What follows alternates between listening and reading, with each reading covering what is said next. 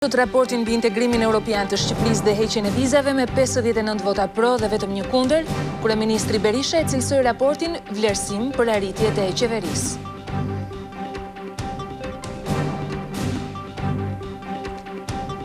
Qytetarët shqiptarë thonë se raporti i Parlamentit Europian është një tjetër dështim i Edi Ramës, ndaj kërkojnë atij të largohet nga politika e të mos pengojë rrugën europiane të Shqipërisë.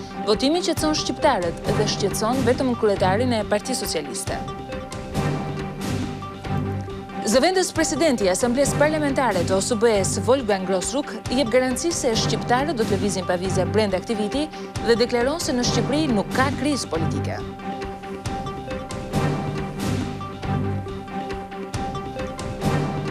Anglia dhe Shtetet e Bashkuara të Amerikës janë të kualifikuarat e grupit C për fazën e ardhshme të botrorit Afrika e Jugut 2010.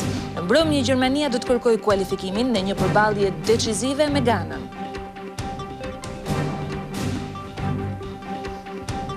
Të paktën 200 persona kanë humbur jetën dhe më shumë se 120 të tjerë rezultojnë të humbur nga përmbytjet masive që kanë përfshirë disa rajone të Kinës. Përmbytjet godasin edhe Brazilin, ku shkaktojnë 42 viktima.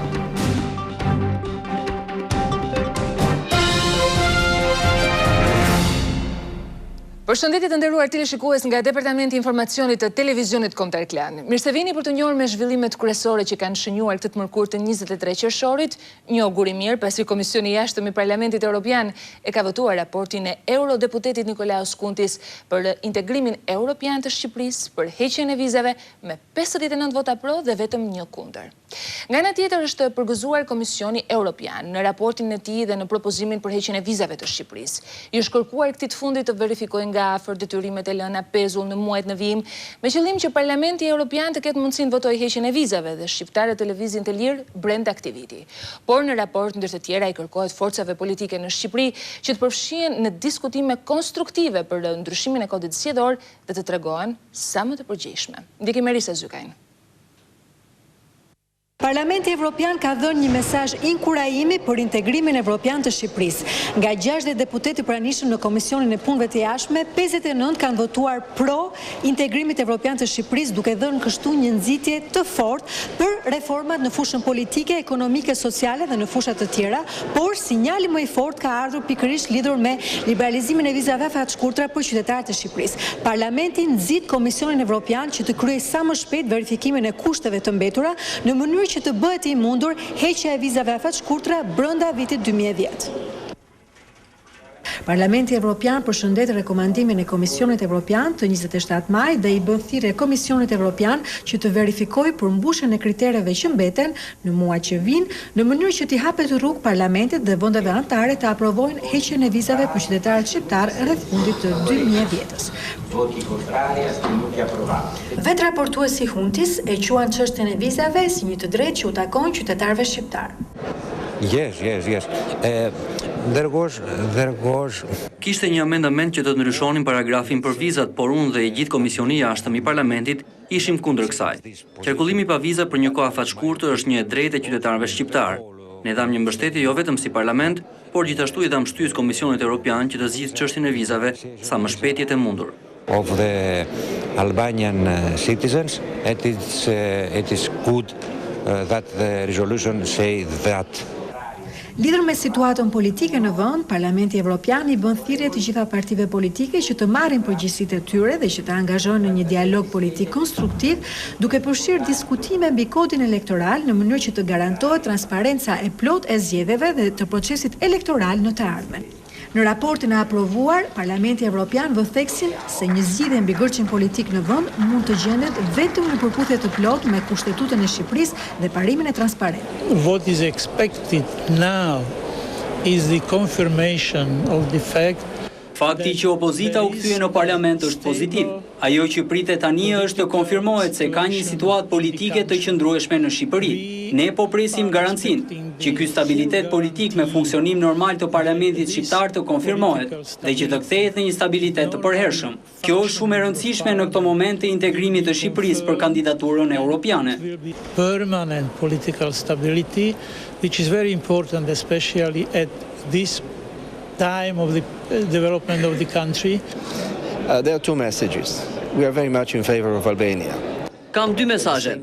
Ne jemi shumë në favor të integrimit të Shqipërisë, por njëkohësisht Shqipëria duhet të jetë në favor të integrimit të saj. Mesazhet e brendshme që po vijnë nga Tirana nuk janë ende pozitive sa duhet. Para heqjes së vizave do të shtrohen pyetje të tjera. Unë i kërkoj përfaqësuesve kryesor politik në Shqipëri që të tregojnë më të pjekur dhe të gjejnë një marrëveshje për të kapërcyer mungesën e besimit. To behave more mature and to find a way to communicate and to overcome the present lack of trust.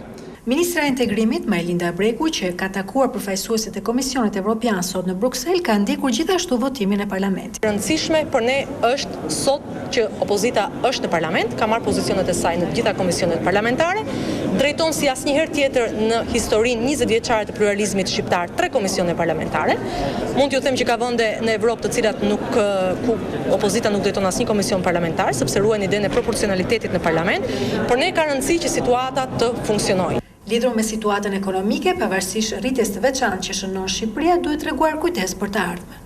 Sigurisht që kërkohet një kujdesi, unë nuk besoj që mund të prisnim apo ndonjë vend, qoftë vend antar, pret në një paragraf, domethënë me zbukurime për sa i përket situatës ekonomike, ndërkohë që Shqipëria vlerësohet për këtë rritje ekonomike. Shqiptarët në mbar vendin e konsiderojnë votimin nga ana e Komisionit Jashtëm Parlamentit Europian me 59 vota pro dhe vetëm 1 kundër si një dështim të radhës të Edi Ramës dhe i kërkojnë atij të largohet nga politika për të mos penguar integrimin europian të Shqipërisë. Krizë nuk ka fare, edhe duhet të hiqet në vizat për shqiptarët të lëvizin lirshëm, e ne që jetojmë anë në Greqi, është e mira jonë. Naja Edi Rama ku Allahu më i madh. Unë mendoj që Parlamenti Europian ka vepruar shumë drejt, nuk ka nevojë të ndigjoj se sot ky është sot ai. Jemi shumë të kënaqur sepse për një certifikat tani që për të nxjerrë një vizë kam ndojtur 2 orë në gjendje civile. Është gjëja më e mirë që të takojnë fëmijët. Njeriu aq e ka hapin, aq e ka mendjen dhe mund të kthejë çdo gjë si dove qefi i tij. Në fakt jemi shumë mirë. Bllop është tepër element negativ dhe nuk është për komin shqiptar. Ne si shqiptar na intereson edhe interesi përbashkët ky është, që ne të integrohemi në Evropë. Por nëse flasim dhe marrim në aspekte politike dhe ekonomike, ato që kanë këto synime le të dalin në prapaskenë, sepse unë mendoj që populli ka nevojë për ato që Zoti i ka falë në lindjen e personit, lirinë e lëvizjes dhe të drejtat e tija. Është një hap mbrapa për arsye se ne duam të ecim përpara dhe kërkojmë hyrjen në Europë, gjë që nuk realizohet me anë të kësaj koment ose këtij vendimi që Edi Rama pohon paktën. Edi Rama është kapshëm çfarë të gëdhem kot. Vetëm Edi Rama nuk duhet të ngjojë emrin një. Po Edi Rama e kundërshton atë për se Edi Rama ka qeft vjedhi për vete. Ka mundësi që qysh nesër të liberalizojnë vizat edhe asë gjë tjetër. Për ne është fitoria më e madhe. Kjo është komplet pengesë e Edi Ramës, Sali Berisha po i bë përpjekje maksimum për të në Europë, për liberalizimin e vizave. Ai është komplet do me shtyp popullin më keq Edi Rama. Kur Europa na hap dyert dhe politikanët tanë pretendojnë domethënë që ti mbyllin një derë popullit shqiptar, që e keqja themi që vjen nga vet prindërit tanë që supozohen që është qeveria, atëherë nga bota ç'duhet presim? Ne duam të takojmë njerëzit tanë, sepse bollma i netëm duke pritur Edi Ramën e tjerëve në sera. Boll dhe jënë 50 vjetë me këtë gjendje. Tash njerëzit duan të shikojnë në djemë, të duan të hynë në Europë, të shikojnë në botën. Edi Rama çfarë do më? Boll. Vodhën e hëngrën e pinë, bën ato çadrat e paret e kujt ishin ato, paret e popullit, paret që paguajnë burrat tan. Unë jam një qytetar që me liberalizimin e vizave mua më ndihmon, sepse kam dhe unë fëmijë jashtë edhe duhet ta takoj edhe unë një fëmijë. Jo për punë, se nuk jam për punë vizat, sepse sa kam dëgjuar. Por që erdhi pengesat e tashi, kjo është gabim. Majta më duket sikur niset me një objektiv për mendimin tim e ka gabim. Edi Ramës do t'i thënë, jem vanua boll, mos na vanu më. Me lënë dallavet, ta kalojnë popullin në Europë si gjithë popull. Mesazhi im për Edi Ramën është që t'i lej me njan politikat e tij të gabuara, të mendojnë për jetën e shqiptarëve, sepse jeta e shqiptarëve është mbi të gjitha interesat partijake. E pra votimi I rezolutës në Parlamentin Europian I qetësoi shqiptarët pas dyshimeve që kishin lindur tek ata si pasojë e skepticizmit të përcjell nga Partia Socialiste për heqjen e vizave. Mirëpo teksa shqiptarët shqetësohet së tepërmi madje kryetari I Partisë Socialiste Edi Rama, I cili me qëndrimit e tij e ka futur këtë forcë politike në një moçal politik që nuk dihet se si do dalë prej sandemi. Ne kemi shënimin e redaksisë. Votimi I sotëm në Parlamentin Europian I një rezolute për Shqipërinë, ku ndër të tjera rikonfirmohet heqja e vizave brenda vitit 2010, I qetësoi përfundimisht shqiptarët pas skepticizmit që mbolli opozita shqiptare, madje edhe pas lobingut të hapur për shtyrjen e kësaj rezolute që ajo bëri në Bruksel. Fatkeqësisht dita e sotme ishte shpresa e vetme e Edi Ramës dhe partisë së tij për të lidhur liberalizimin e vizave me të ashtu quajturën krizë politike në Shqipëri, ose më saktë me hapjen e kutive. Një shtyrje e mundshme e kësaj rezolute për në shtator, jo vetëm do të shtynte udhëtimin e shqiptarëve në Europë pa viza pas 2010-s në një datë të pacaktuar, por do të cënonte hapur gjithë proceset integruese, duke shënuar një fitore virtuale të Edi Ramës në kurrizë të ëndrrës shekullore të shqiptarëve. Kërcënimet e eksponentëve të ndryshëm socialistë se fundi I Qershorit do të shënonte zhvillime të reja në përparimin e të ashtu quajturës çështje të transparencës apo hapjen e kutive rezultuan një blof. Europa me rezolutën e sotme I hoqi oksigjenin e Edi Ramës. Në të njëjtën kohë I dha fund edhe strategjisë amatore të Ramës për të lidhur hapjen e kutive me liberalizimin e vizave. E teksa shqiptarët sot u qetësuan, Partia Socialiste dhe Edi Rama duhet të jenë të shqetësuar. Duhet të jenë të shqetësuar për strategjinë e gabuar dhe të pamoralshme që ndoqën në kurrizë të shqiptarëve. Duhet të jenë të shqetësuar se si do të dalin nga kjo kënet politike që krijuan vetë. Shkurt dhe shqip duhet të adaptojnë një strategji të re.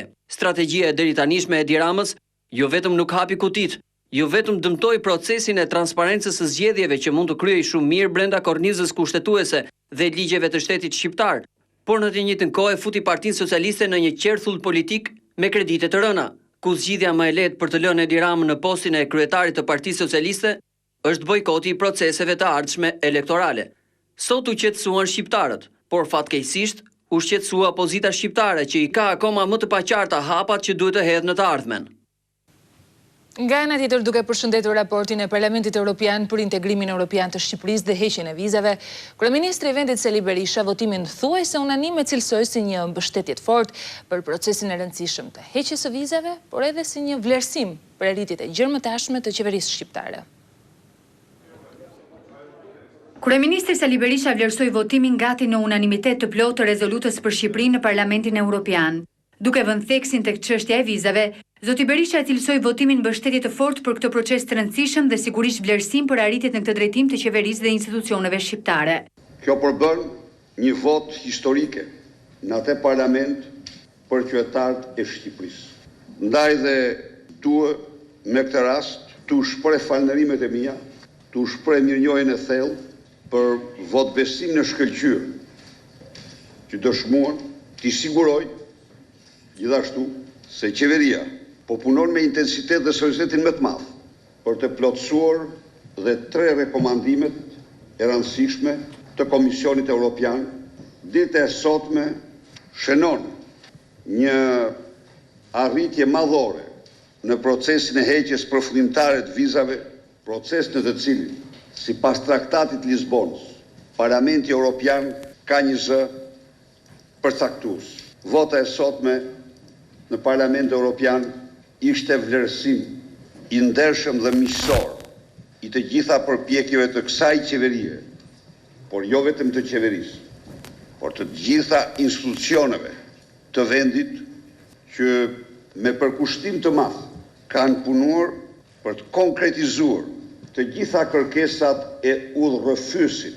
Kryeministri kujtoi se në muajin korrik, ekspert Komisionit Europian do të vizitojnë Shqipërinë për të parë nga afër atë çfarë është bërë me 3 kushtet e mbetura për të plotësuar nga pala shqiptare në funksion të procesit të liberalizimit. Inspektorët që vinë do të gjejnë një situatë në të cilën qeveria ka trajtuar 3 rekomandimet me seriozitetin më të madh. Lufta me vendosmëri për zbatimin e ligjit të konfiskimit të pasurive të krimit të organizuar, po njeh nivele të reja dhe ligje ndryshime të domosdoshme ligjore janë në parlament në funksion të zbatimit të këtij ligji. Duke mbështetur këtë deklarim, Kryeministri risolli në vëmendje dhe strategjinë e miratuar tashmë për integrimin e personave të rikthyer, një strategji të cilën Zv.Presidenti Berisha e cilësoi plotësisht të zbatueshme.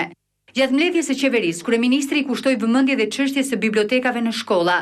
Zv.Presidenti Berisha tha se pavarësisht fondit vjetor që akordon qeveria për to, ende bibliotekat nuk kanë standardet e nevojshme, duke u referuar për këtë përmbajtjes në literaturë. Në bibliotekat e shkollave tonë është jetike dhe domosdoshme që të gjenden veprat e korifejve të letrave shqipe, si Trilinasve, por edhe të Ismail Kadarez dhe bashkozve të tjerë. Nuk mund të bëhet fjalë për lirik dhe të mos gjinet Lasgush Poradeci, i cili është një Robert Burns i vërtet për shqiptarët.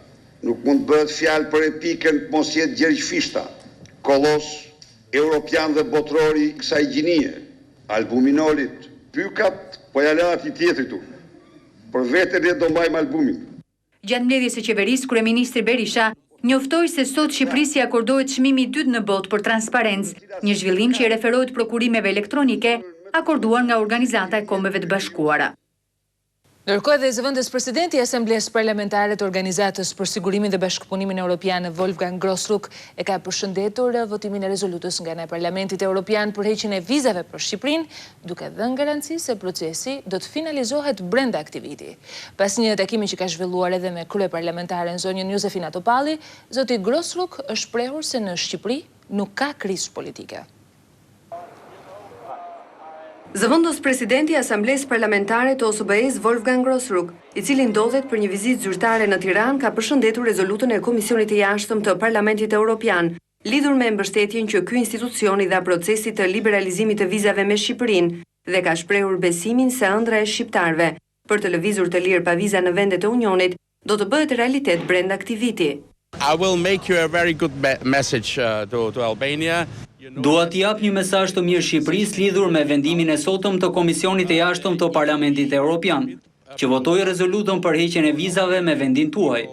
Jam shumë i lumtur që në fund të këtij viti dhe ju do të keni të njëjtin regjim vizash, si vendet e tjera të rajonit, si Serbia e shumë të tjerë. Ju s'do të keni më asnjë problem për të vajtur në vendet e Unionit, dhe për këtë jam vërtet shumë i kënaqur. Mëtej numri 2 i Asamblesë Parlamentare të OSBE-së ka komentuar dhe situatën politike në vend, duke thënë se nuk mund të flitet për krizë, pasi sipas tij, zgjedhjet e 28 qershorit prodhuan standarde që u pasqyruan dhe në raportin e OSBE-Odirit. Ai ftoi gjithashtu opozitën që dialogun politik ta ndërtojë në kuvend, në tempullin e demokracisë që si kundër tha, merren dhe vendimet më të rëndësishme. Unë s'mund të flas për krizë, pasi socialistët janë në parlament, dhe jam i kënaqur për këtë gjë. Parlamenti është i vetmi vend ku merren vendimet e rëndësishme. Një vit më parë unë isha në krye të misionit për zgjedhjet e zhvilluara në Shqipëri, dhe ne pasqyruam në raport vendimin ton lidhur me cilësinë e procesit. Ju mund ta lexoni vetë atë, por unë nuk kuptoj reagimin e kësaj situate.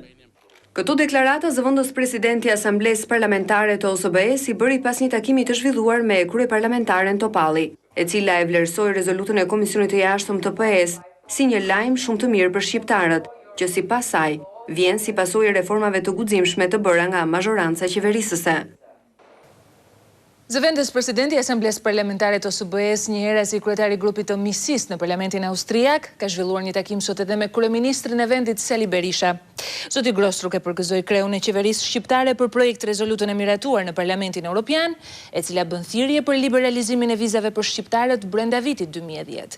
Duke e cilësuar këtë një arritje të madhe dhe të merituar, zoti Grossruck vlerësoi se kjo rezolutë i dedikohet reformave të thella dhe të jashtëzakonshme të ndërmarra nga qeveria shqiptare.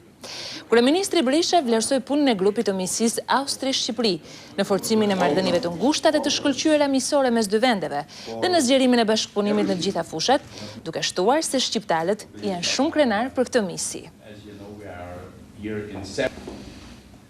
Dhe Austria mbështet pa rezerva procesin e liberalizimit të vizave mes Shqipërisë dhe vendeve të Bashkimit Evropian, por edhe marrjen e statusit vendit kandidat nga Shqipëria. Kjo deklaratë e ky konfirmimi është bërë ministrit tonë të brendshëm Lulzim Basha gjatë një takimi të zhvilluar në Tiranë me homologën e tij austriake. Austria mbështet pa rezerva Shqipërinë në procesin e liberalizimit të vizave dhe atë të marrjes së statusit të vendit kandidat, Ky fakti është konfirmuar ministrit të Brendshëm Lulzim Basha nga homologja e tij austriake, Maria Fekter, në një takim të zhvilluar mes tyre. Austria mbështet Shqipërinë edhe në procesin e liberalizimit të vizave dhe për përmbushjen e standardeve për marrjen e statusit të kandidatit. Ministra e Brendshme austriake përgëzoi qeverinë shqiptare dhe në veçanti strukturat e specializuara të ngritura prej saj në kuadër të korrupsionit dhe krimit të organizuar, duke vënë theksin te bashkëpunimi mes policive të dy vendeve. Zonja Fekter përgëzoi nismën e Shqipërisë për të bërë para në rajon pjesë e Ilekus. Eine große Freude ist es mir aber, dass morgen... Por kënaqësi e veçantë është që nesër në mënyrë operative do fillojë zyra e Ilekusit, është një projekt zyrën e të cilit Shqipëria e çel për herë të parë nesër dhe bashkëpunimi policor në këtë mënyrë do të funksionojë vetëm në një rrugë në një zyrë të vetme dhe bashkëpunimi do të jetë më i shpejtë dhe ndjekjet policore do shpejtohen edhe më shumë. Në fjalën e tij, ministri Basha e vuri theksin tek përparimi i dukshëm i Shqipërisë në fushën e prokurimeve elektronike dhe luftën më eficiente kundër korrupsionit. E informova ministrin Fekter për disa nga zhvillimet që nga vizita, që nga takimi ynë i fundit në Vjenë, siç është propozimi për ligjin për policinë gjyqësore që sapo kaloi nga qeveria shqiptare në Kuvendin e Shqipërisë, vënien në efektivitet plot të ligjit për konfiskimin e aseteve, rezultatet e konsoliduar në luftën kundër trafikut qeneve njerëzore dhe narkotrafikut, si dhe parametrat e sigurisë në vend, të cilët vazhdojnë të mbeten sipas statistikave europiane dhe të Organizatës Kombeve të Bashkuara, qartësisht nën mesataren e vendeve të Bashkimit Evropian. Lidhur me procesin e liberalizimit të vizave, Basha tha se Shqipëria i ka përmbushur më seriozisht detyrimet e saj dhe ka të gjithë gatishmërinë për plotësimin e atyre kritereve teknike të përmendura nga Komisioni Evropian. Informova ministren Fekter për përfundimin nga qeveria shqiptare të strategjisë për riintegrimin e të rikthyer dhe plan veprimit bashkë me kostot përkatëse, si dhe për plotësimin dhe hapat e ndërmarrë për plotësimin e dy kritereve të tjera shtesë, siç janë pajisja e strukturave kundër trafikut qenieve njerëzore, narkotrafikut dhe sekuestros aseteve kriminale me personel policor, i cili shkon nga 3 deri në 5 fishim të forcës aktuale që këto struktura kanë patur deri më sot. Më tej të dy ministrat vizituan qendrën e prodhimit të pasaportave biometrike, ndërsa nesër të dy ministrat do të nënshkruajnë për ngritjen e qendrës Ilekus, e cila do të përmirësojë dukshëm bashkëpunimin policor mes dy vendeve dhe rajonit. Ministra e Brendshme austriake zhvilloi një takim edhe me Kryeministrin Berisha.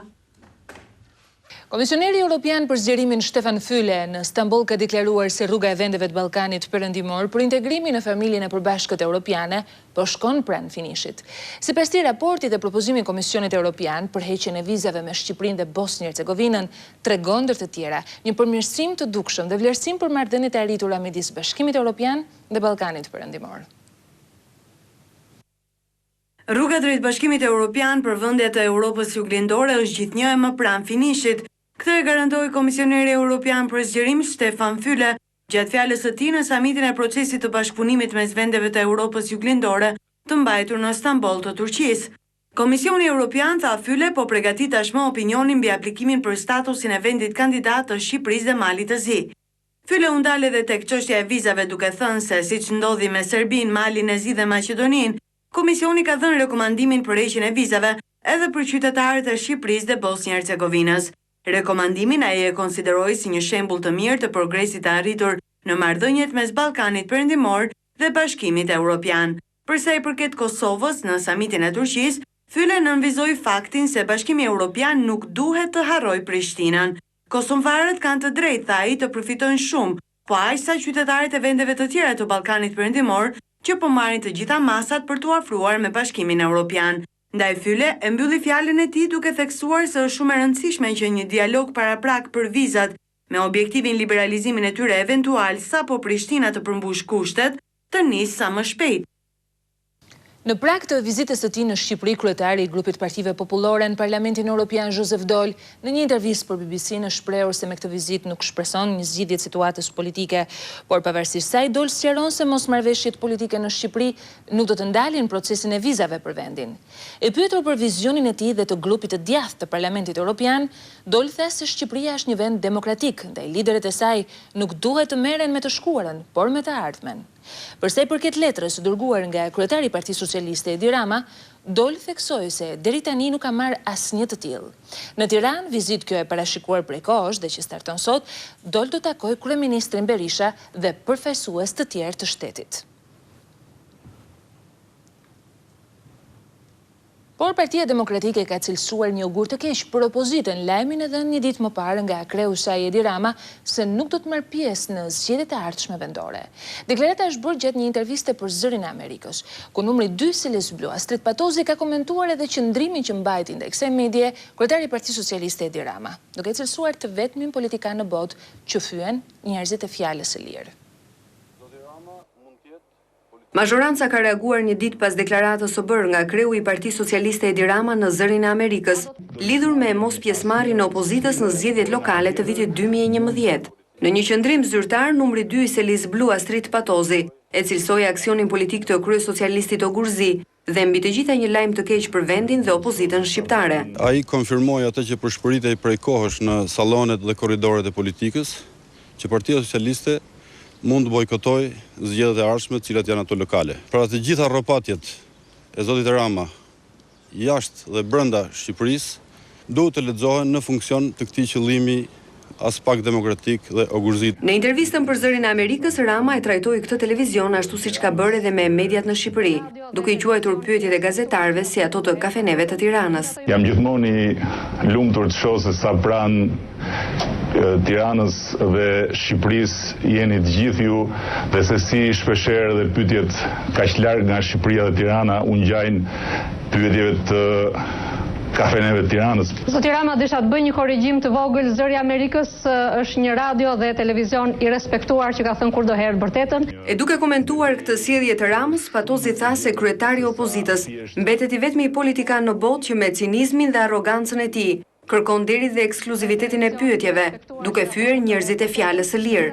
Zoti Rama mund të jetë politikani unik në botë, i cili kërkon jo vetëm ekskluzivitetin e përgjigjeve, por edhe ekskluzivitetin e pyetjeve në raport me gazetarët.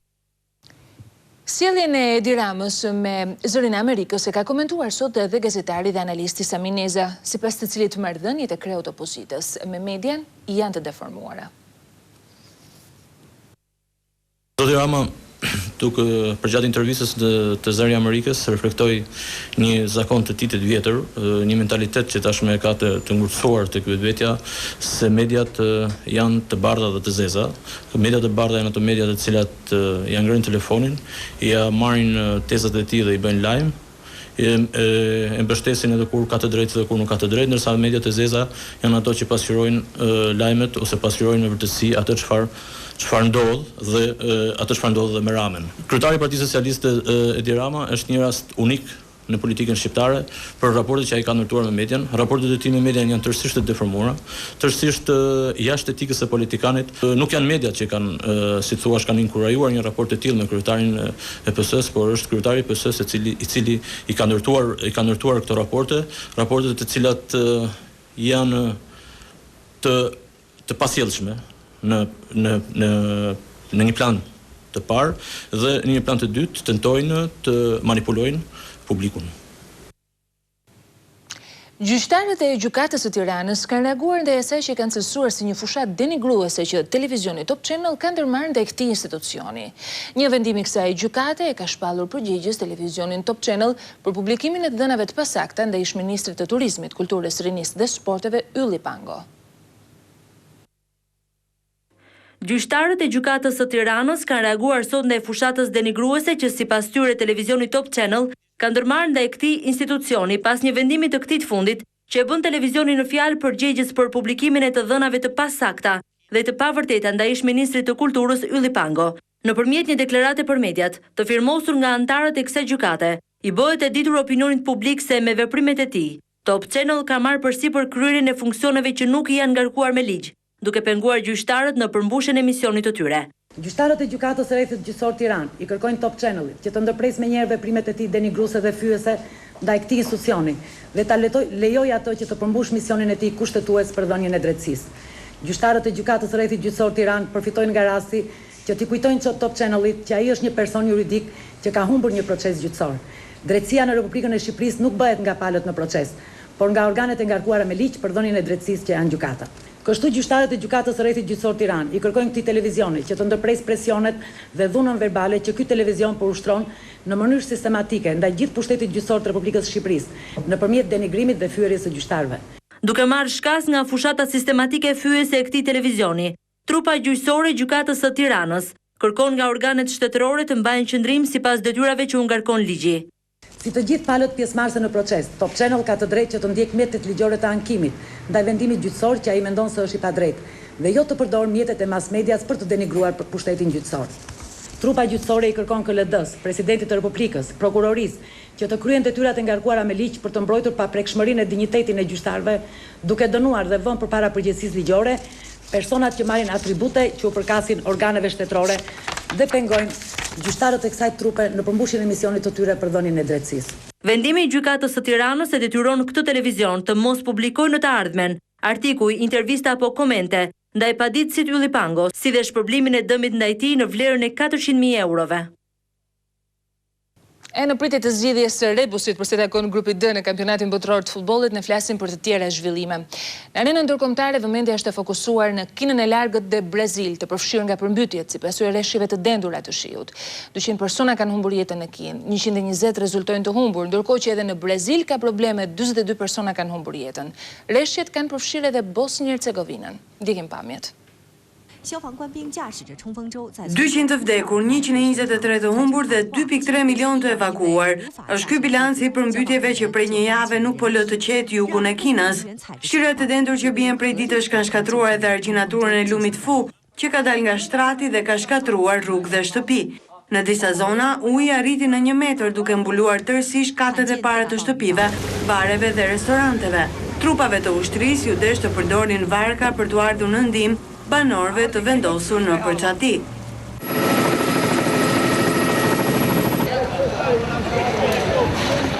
Këto pamje të kujtojnë filmat horror, ato të fundit të botës.